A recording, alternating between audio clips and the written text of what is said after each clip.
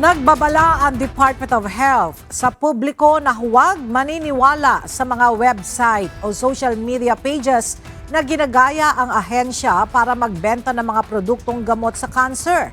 Ayon sa DOH, hindi sila nag-eendorso ng kahit anong komersyal na produkto. Paalala nito, mag-ingat sa mga mapanlinlang na marketing strategies na gumagamit ng peking testimonya, peking endorsement mula sa mga eksperto at exaggerated o pinalabis na pahayag tungkol sa kalusugan. Naipa-flag na ng DOH sa Department of Information and Communications Technology o DICT ang isang page na gumagawa nito. Para sa updates, announcement at iba pang pahayag kaugnay sa kalusugan, maaaring mag-check sa nag-iisang official website ng DOH, www.doh.gov.ph.